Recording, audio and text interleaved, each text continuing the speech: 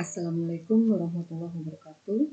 Kembali dengan saya, Tusla Salim, pengampu mata kuliah Proses Bisnis Teknologi Informatika. Kali ini kita di pertemuan 6 akan membahas Electronic Business dan Electronic Commerce. Ya. Sebelumnya kita lihat dulu di sini. Era hidup dengan konsep antara ada dan tiada. Era hidup dengan konsep 0 dan 1, antara on dan off, ya. Konsep sederhana satu digital ini dengan dua nilai telah ditemukan oleh manusia berabad-abad lampau, tapi baru diimplementasikan pada abad ke-20, yang saat ini dikenal dengan sebutan era digital yang melahirkan dunia maya. Apa itu era digital? Era digital merupakan suatu kondisi kehidupan atau zaman di mana semua kegiatan yang mendukung kehidupan sudah dipermudah dengan adanya teknologi. Kita lihat di sini untuk pembuktiannya, gurunya siapa dan nanyanya ke siapa saja, teman-temannya siapa saja dan dari mana saja, relasi dan alamat yang dapat dihubungi apa saja, dengan siapa saja, belanja kemana saja, kumpul dan ngobrol dan seterusnya. Nah, ini pembuktian bahwa dengan adanya era digital, kita dalam berbelanja atau berkomunikasi itu menggunakan media elektronik, sehingga kita tidak tahu siapa teman kita yang kita ajak ngobrol, partner yang kita ajak ngobrol. Lalu kita kalau sedang berbelanja secara elektronik atau e-commerce itu, ini penjualnya siapa? Lalu barang-barangnya apakah kita bisa pegang? Itu tidak bisa. Nah, itu merupakan pembuktian bahwa antara nyata dan tidak nyata, antara ada dan tiada. Ya. Oke, kita di sini sekarang melihat fase atau evolusi dari perkembangan teknologi. Ya. Di saat baby boomers, generasi baby boomers ini ditandai dengan adanya televisi. Ini terjadi pada era di tahun 1944 sampai dengan 1964 atau 60-an, ya. Lahir dan tumbuh di zaman yang belum modern dan kehidupan agak susah, sehingga menimbulkan sifat kompetitif pada generasi baby boomers ini. Ya, generasi baby boomers ini berorientasi pada pencapaian, berdedikasi dan berfokus pada karir. Setelah itu, ini ada generasi X yang ditandai dengan adanya PC atau komputer, ya. Generasi X ini berada di sekitaran tahun 1960-an sampai dengan 1980-an.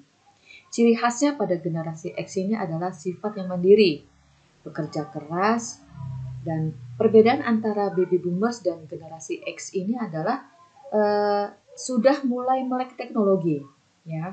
Pada pekerja di luar rumah yang ditunjukkan oleh baby boomers ini mengalami perubahan di generasi X, di mana mereka sudah mulai berpikir untuk melakukan atau mengerjakan sesuatu itu di rumah dengan mengandalkan kecanggihan teknologi.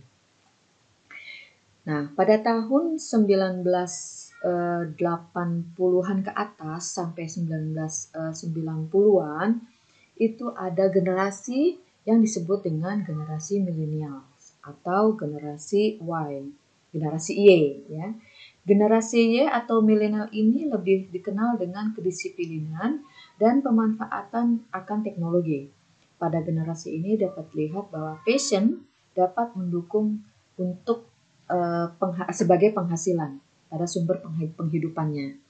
Salah satu contohnya adalah YouTuber, ya, yang sekarang ini kita lihat bagaimana YouTuber itu yang tadi merupakan passion, tapi sekarang menjadi mata pencaharian atau penghasilan yang hasilnya itu fantastis sekali, gitu ya. Oke, kita lihat dari sisi komunikasi. Dulu komunikasi kita hanya searah ya, apalagi dengan menggunakan hanya tulisan di pelepah di daun ya. Nah, itu lalu menginjak ke menggunakan kertas. Tapi tetap searah ya. Kalaupun dibalas itu nanti pun lama gitu ya. Nah, lalu menginjak adanya telepon. Telepon ini kita bisa berbicara langsung, tidak seperti pada saat kita berkomunikasi menggunakan daun atau pelepah dan atau kertas ya. Tapi kalau dengan telepon kita langsung ya, dua arah ya. Lalu hanya tidak dengan dua arah saja, komunikasi kita tidak terbatas hanya dengan dua arah, tetapi sudah multi ya, sudah multi. Contohnya dengan kita melalui TV ya. Jadi kita bisa satu TV itu bisa untuk seluruh Indonesia misalnya gitu ya. Nah, setelah itu di saat yang sudah eranya itu sudah melek teknologi ya, di mana di sini ada penggunaan internet sebagai greatest impact-nya ya. Itu sudah luar biasa sekali. Komunikasi kita tidak hanya sebatas searah ataupun tetapi sudah multi ya. Dan sudah bisa dilakukan kapan saja dan dimanapun saja ya. Lalu untuk dari sisi ekonominya sudah ekonomi digital ya. Ekonomi digital ini adalah segala bentuk aktivitas ekonomi dengan memanfaatkan bantuan teknologi informasi dan komunikasi. Oke, nah itu tadi terkait dengan komunikasi dan ekonomi secara digital. Sekarang kita lihat internet yang merupakan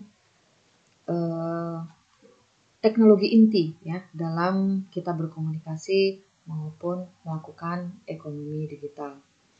Internet merupakan suatu jaringan komputer global yang menghubungkan jaringan privat dan publik untuk berbagi informasi antar lembaga pendidikan, penelitian, pemerintahan, bisnis, dan masyarakat umum. Ini ditandai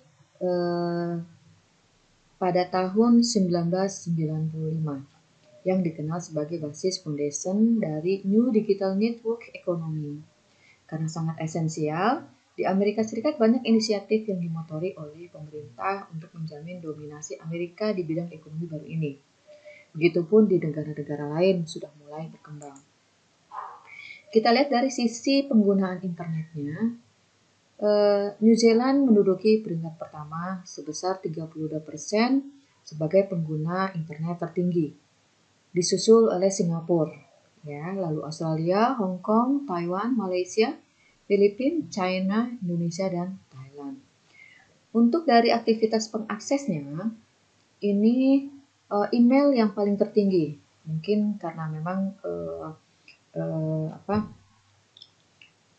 mudah ya, apalagi untuk mengirimkan attachment-nya hanya melalui email ya. Untuk media yang lain tidak bisa.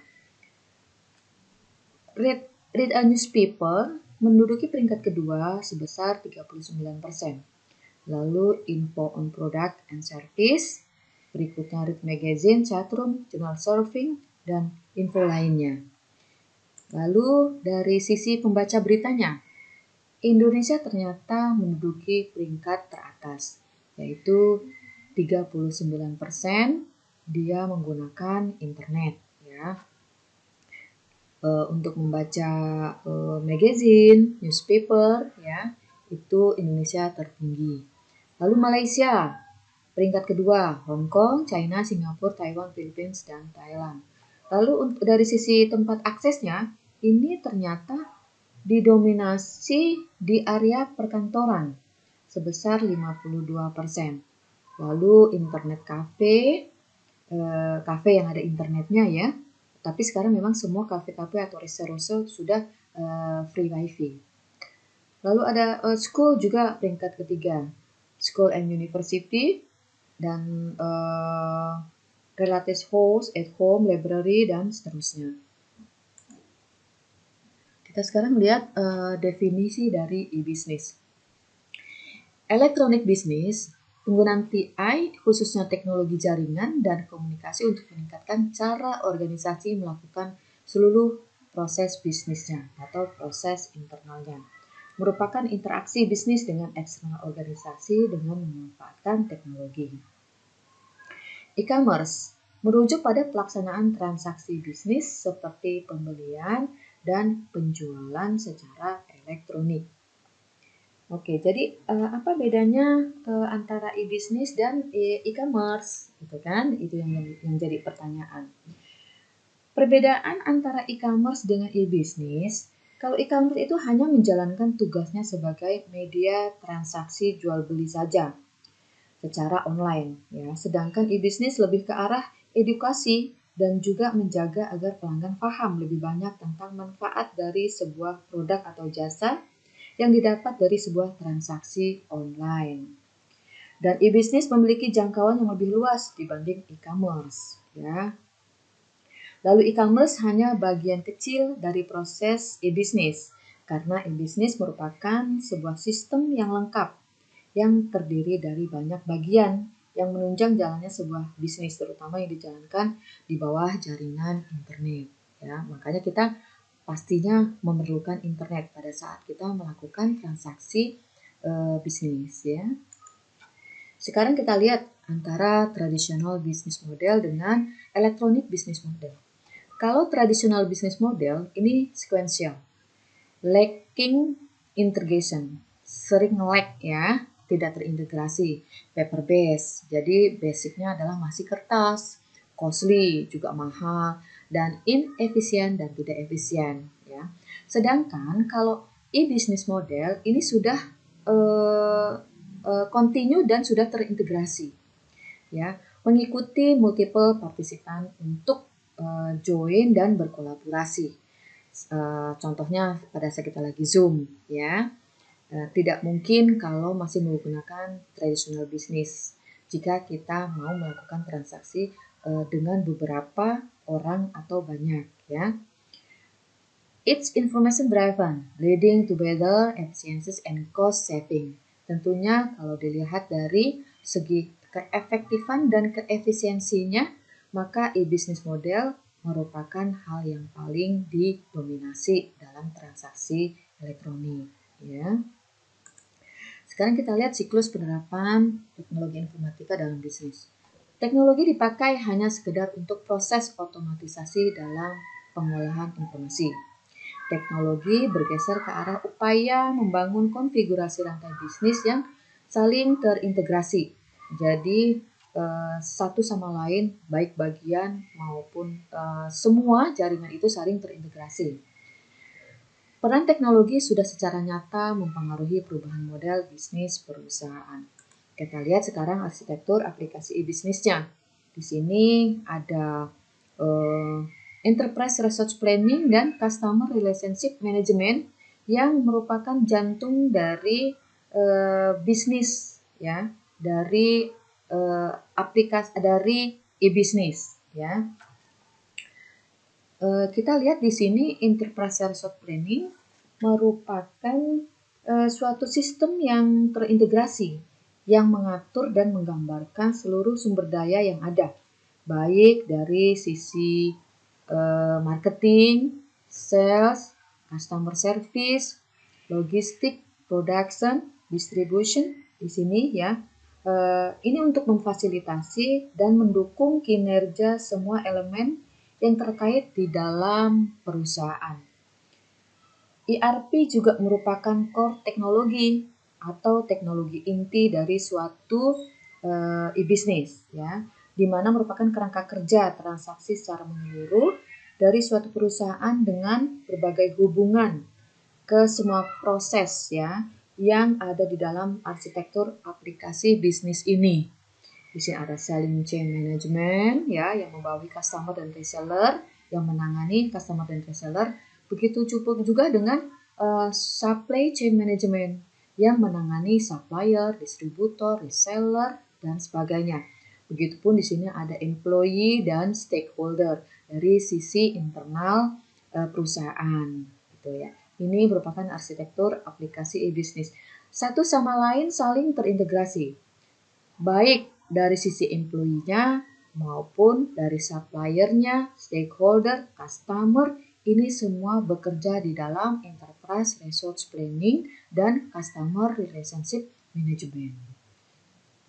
Nah, kita lihat dari arsitektur aplikasi e-business tadi, ada istilah-istilah ERP, CRM, EAI, ya. ERP Enterprise Resource Planning merupakan sistem informasi pendukung e-business yang menyediakan berbagai macam kebutuhan perusahaan seperti supply chain, CRM, marketing, warehouse, shipping, dan payment, serta mampu melakukan otomatisasi proses bisnis.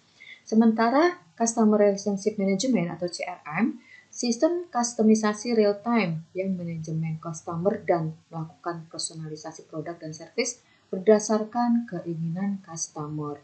Lalu juga ada Enterprise Application Integration, merupakan konsep integrasi berbagai proses bisnis dengan memperbolehkan mereka saling bertukar data yang diambil dari model proses bisnis yang dikembangkan oleh pemakai. Ada juga Supply Chain Management, lalu Enterprise Collaboration Management. Kita lihat di sini salah satu contoh yang sudah terintegrasi, ya, sales order, ya, dari si customer ingin melakukan transaksi, lalu dia masuk ke dalam sebuah sistem, ya, customer management di sini, lalu dia melakukan penawaran, ya, melakukan pembayaran, apapun yang terkait dengan keuangannya, ya. Lalu dari sisi bagian inventory harus mengecek ketersediaan barang yang dipesan oleh si customer. Kalau sudah ready barangnya, masuk ke gudang untuk dikirim. Lalu pembayaran kalau misalnya memang COD atau tergantung dari kesepakatan yang disepakati cara pembayarannya, maka inilah dari transaksi sales order, ya.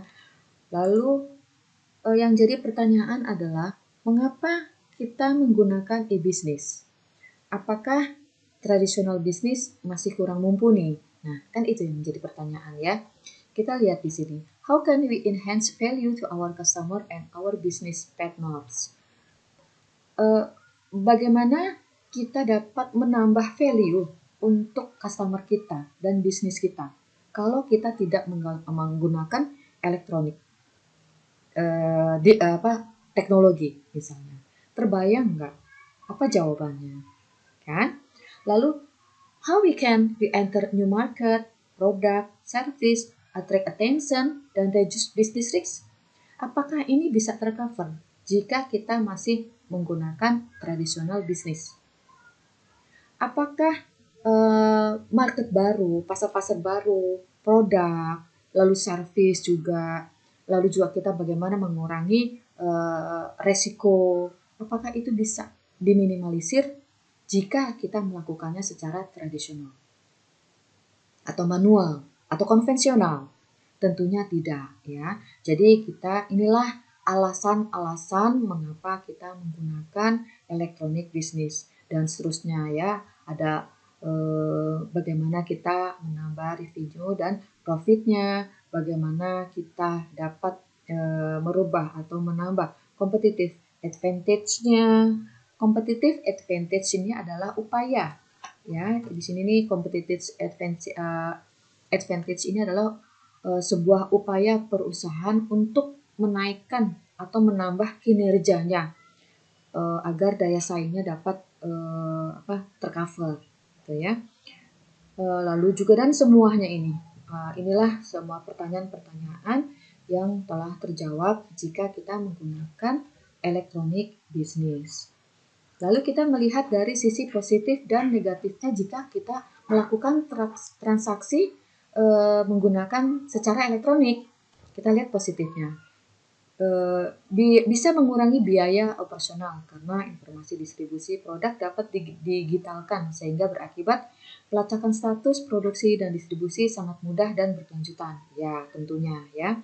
Outbound logistik bisa dilaksanakan, ya pasti. Mengurangi inventory buffer. Distribusi produk akan lebih cepat dan lebih akurat. Aktivitas inbound logistik juga dapat ditingkatkan. Lalu hal yang lain yang positifnya jika kita menggunakan e-business adalah meningkatkan efisiensi operasi internal, meningkatkan efisiensi penjualan pemasaran, meningkatkan revenue stream atau aliran pendapatan baru yang mungkin lebih menjanjikan dan tidak ditemui di sistem transaksi tradisional. Lalu dapat meningkatkan market exposure, pangsa pasar, memperpendek waktu product cycle, meningkatkan customer loyalty, meningkatkan value chain, mendukung ketersediaan layanan 24 jam dalam seminggu, meningkatkan pelayanan kepada pelanggan dan dukungan purna jual, meningkatkan efisiensi dan efektivitas sumber daya perusahaan. Kalau tadi positifnya banyak ya, begitupun negatifnya. Jika kita melakukan transaksi secara elektronik, yaitu pencurian informasi rahasia yang berharga. Gangguan yang timbul bisa menyingkap semua informasi rahasia tersebut kepada pihak-pihak yang tidak berhak dan dapat mengakibatkan kerugian yang besar bagi si korban. Kehilangan kesempatan berbisnis, kehilangan kepercayaan dari para konsumen, ya, lalu juga penggunaan akses ke sumber oleh pihak yang tidak berhak, yang tidak punya otorita, ya, sehingga terjadi pembobolan oleh si hacker atau cracker, ya, yang tentunya merugikan, ya, pihak kita.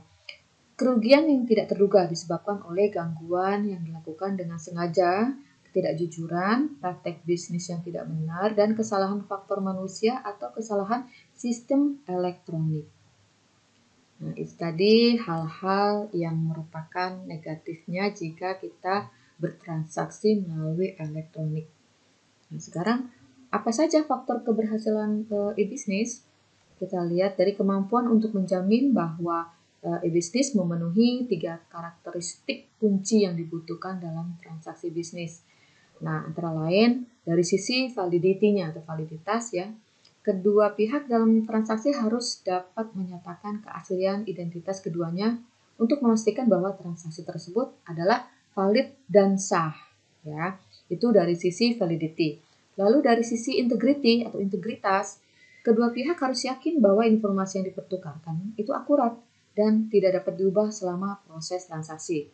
Begitupun dari aspek privasi, ya, kerahasiaan transaksi bisnis dan informasi apapun, ya, yang dipertukarkan harus disimpan dengan baik dan menjadi rahasia pelaku bisnis tersebut.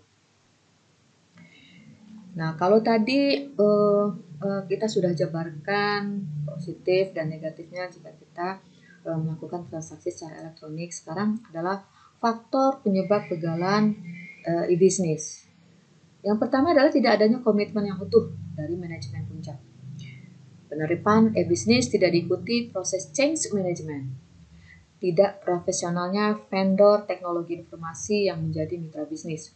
Buruknya infrastruktur komunikasi, tidak selarasnya strategi TI dengan strategi perusahaan, adanya masalah keamanan dan dalam bertransaksi, kurangnya dukungan finansial, belum adanya peraturan yang mendukung dan melindungi pihak-pihak yang bertransaksi. Dalam hal ini adalah cyber law yang melindungi transaksi secara elektronik. Apakah ada undang-undangnya? Kita lihat nanti, ya. Menggunakan target jangka pendek sebagai pijakan investasi e-bisnis. Nah, e-bisnis dan strategi organisasi. Pengimplementasian e-bisnis bukan merupakan strategi dasar. Implementasi bisnis hanya berarti penggunaan teknologi informatika secara efisien dan efektif dalam melaksanakan proses bisnis tersebut, ya. Tingkat kesesuaian dan dukungan aktivitas e-bisnis akan bernilai strategis bila implementasi e-bisnis dapat membantu organisasi dalam melaksanakan dan mencapai strategi organisasi secara keseluruhan. Itu tadi. Nah, sekarang apa saja infrastruktur yang mensupport jalannya transaksi secara elektronik? Kita lihat di sini ada LAN atau Local Area Network. Itu merupakan jaringan komputer dan peralatan lain yang lokasinya berdekatan satu sama lain. Kalau yang berjauhan ini namanya WAN, ya, Wide Area Network, jaringan komputer yang mencakup area yang lebih luas. Ada juga VAN, Value Add Network, sistem komunikasi jarak jauh yang didesain dan dikelola perusahaan independen. Nah, untuk infrastruktur lainnya ada internet, intranet, extranet ya. Extranet ini adalah jaringan intranet yang menghubungkan dua perusahaan atau lebih dengan akses juga terbatas pada rekan bisnis yang dipercaya. Biasanya ini memanfaatkan software EDI. Apa itu EDI? EDI itu adalah Electronic Data Interchange ya, sebuah software yang digunakan dalam pengurusan pengeluaran barang ekspor atau impor. Di sini dalam hal ini jadi yang terkait di dalam Electronic Data Interchange ini adalah bea cukai, importir, penjual, bank. Nah, hanya cukup itu saja, tidak diketahui oleh siapapun selain pelaku bisnis yang berada di dalamnya. Gitu ya. Oke, sekarang kita lihat penggunaan media elektronik lainnya untuk melakukan perniagaan atau perdagangan secara elektronik. Itu ada telepon, faksimili, ATM, handphone, SMS, ada mobile banking, internet banking, ya itu yang mensupport terjadinya transaksi elektronik ya. Secara khusus penggunaan internet juga melakukan perniagaan, ya pastinya ya internet itu memang merupakan core IT ya. Ini disukai karena kenyamanannya. Beda dengan kalau kita melakukan transaksi secara tradisional, misalnya kan kita harus membuang waktu, membuang tenaga, biaya, dan hal-hal yang tidak membuat nyaman, gitu ya. Lalu untuk peluangnya di sini ada pasar Indonesia yang besar ya, jenis layanan khas Indonesia yang hanya dimengerti oleh orang Indonesia. Semua orang masih bingung dengan new economy. Ya itu tadi ya, digital itu tadi, ekonomi baru yang menggunakan elektronik sebagai medianya. Oke, sekarang kita lihat jenis-jenis dari e-commerce. Ada yang disebut dengan business to business atau B2B, business to consumer atau B2C, C2C, G2G, G2B dan G2C ya. Nah, kalau business to business ini transaksi secara elektronik yang dilakukan oleh sesama perusahaan atau antar perusahaan. Contohnya adalah e-procurement, pengadaan barang secara elektronik di mana satu perusahaan dengan perusahaan yang lain saling bekerja sama untuk memenuhi barang perusahaan tersebut. Ya. Lalu juga ada yang namanya B2C, business to consumer. Ini contohnya, salah satu contohnya adalah retail, ya. Lalu ada juga C2C ya, seperti contohnya itu lelang ya. Jadi di situ yang sebagai pelaku bisnisnya adalah antara si consumer dengan consumer. Lalu ada juga G2G, government to government. Ya, salah satu contohnya adalah e-procurement, pengadaan barang untuk BUMN misalnya, ya BUMD, dan juga B2G, G2B, yaitu government to business. Jadi biasanya ini dilakukan si pelaku bisnisnya ini adalah pemerintah dengan swasta, gitu ya. Oke, kita lihat sekarang contoh dari custom in e-commerce ya. Ini proses pembelian sepasang sepatu ya merek Nike dari USA ya. Jadi dia impor dari USA. Ini bagaimana dia pertama kali startnya dari sini ya. Bagaimana dia pertama kali melihat gambaran bahwa dia ingin membeli sepatu merek Nike ya. Lalu dia mengklik di hadapan sebuah laptop ya. Dia mengklik item-item yang diinginkan ya, dari size-nya, color-nya, personalized-nya, logo dan semuanya, lalu dia mensubmit dan mereview.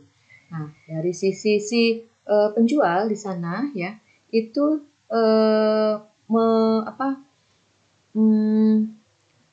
menerima orderan dari si pembeli, lalu menyediakan barangnya, lalu get shipping information nih, ini menginformasikan bahwa antara 2 sampai 4 minggu baru barang tersebut bisa diterima oleh si pembeli, sampai kepada pembeli tersebut menerima sepatu barunya. Ya, ini salah satu kustomisasi di dalam sebuah transaksi elektronik. Kita sekarang lihat siapa-siapa saja yang telah berhasil dengan e-commerce-nya. Antara lain di sini ada Dell Computer, ya, www.dell.com yang sanggup menangguh penjualan 1 juta US dollar per hari lewat internet. Begitu juga toko buku Amazon, ya, dari www.amazon.com, omsetnya itu ratusan juta dolar Amerika Serikat. Barang jualannya pun segera bertambah, yaitu yang tadinya hanya buku, jadi ada cenderamata, CD, dan perlengkapan lainnya. Begitupun dengan glodok.com, glodokshop.com, dan jakartanotebook.com, dan lain-lainnya. Ini merupakan perusahaan-perusahaan atau pelaku bisnis yang memanfaatkan e-commerce sebagai transaksinya. Kita lihat di sini ada contoh-contohnya, ya. Contoh ada penampakan dari glodokshop.com, ada penampakan dari jakartanotebook.com. Nah, bukan berarti jika kita melakukan transaksi secara elektronik itu berjalan dengan mulus, aman dan nyaman. Banyak tantangannya, ya. Antara lain adanya internet bust, ya. Hancurnya bisnis internet karena pada tahun 1999 sampai 2000 itu bisnis.com itu menggelembung seperti bubble. Jadi semua menggunakan transaksi yang sama melalui media yang sama, sehingga menggelembung yang akhirnya terjadi itu tadi, ya, salah satunya adalah internet bust, ya. Banyak model bisnis yang belum terbukti namun ramai-ramai diluncurkan. Akhirnya hancur dengan matinya banyak perusahaan.com. Pengalaman buruk sehingga membuat orang lebih berhati-hati. Nah, peluangnya apa? Yaitu dengan membuat model bisnis baru. Seperti apa? Silahkan dipikirkan, ya. Lalu adanya infrastruktur telekomunikasi terbatas dan mahal. Infrastruktur telekomunikasi di Indonesia masih terbatas dan harganya masih relatif lebih mahal. E-commerce bergantung kepada infrastruktur telekomunikasi. Nah, peluangnya apa? Adanya deregulasi, munculnya bisnis baru, dan lain-lain sebagainya, ya. Lalu ada delivery channel yang merupakan tantangan dari e-commerce juga, ya. Di situ adanya pada saat pengiriman ada tikus, ya, yang menggerogoti barang sehingga barang tersebut tidak sampai kepada si customer. Lalu peluangnya apa? Pengiriman barang yang terpercaya. Kita memilih shipping yang dapat kita percaya. Lalu ada juga tantangan yang lain, yaitu munculnya jenis kejahatan baru. Penggunaan kartu kredit atau curian yang palsu, ya, atau penipuan melalui SMS. Itu kan sekarang banyak terjadi seperti itu, ya. Lalu kurangnya perlindungan kepada konsumen. Lalu banyak hal-hal yang terjadi seperti itu, ya. Lalu kultur dan kepercayaan atau trust yang dimiliki oleh orang Indonesia juga seperti itu. Dia belum familiar dengan yang namanya e-katalog, e-brosur, e-pamflet, ya, yang bersifat elektronik. Jadi masih harus secara fisik melihat atau memegang barang yang dijual. Lalu perlu mencari barang-barang yang tidak perlu dilihat secara fisik, misalnya buku, kaset. Nah, itu bisa dilakukan secara elektronik. Ya, lalu dari sisi security-nya juga, ya, apakah sudah ada hukum yang memayungi pembelian secara atau transaksi secara elektronik. Lalu ketidakjelasan hukum juga menjadi tantangan dalam melakukan transaksi secara elektronik. Misalnya digital signature, ya, uang digital, ya. Lalu status hukum dari paperless transaction ini, peran pemerintah juga dalam hal deregulasi, apakah sudah mensupport untuk terjadinya e-commerce ini. Nah, itu jadi tantangan juga, ya. Lalu efek terhadap kehidupan dengan adanya e-commerce ini. Kemajuan teknologi komputer dan komunikasi seharusnya meningkatkan tingkat kualitas hidup kita. Kenyataannya, bekerja lebih panjang oleh karena jaringan internet itu kan 24 jam nonstop ya. Jadi kita bekerjanya pun tidak terkait dengan batas waktu. Lalu bisa jadi pekerjaan dibawa pulang ya. Lalu melebarnya jurang si kaya dan si miskin. Ini terjadi jika seseorang tidak mengerti akan transaksi secara elektronik atau dia bisa dikatakan gaptek gitu ya. Oke, saya rasa untuk pertemuan 6 bahasan terkait dengan e-commerce dan e-business ini sudah berakhir ya. Silahkan jika ada yang ingin ditanyakan atau didiskusikan, nanti kita kembali ke e-learning ya. Akhir kata saya ucapkan selamat belajar, semoga sukses. Wassalamualaikum warahmatullahi wabarakatuh.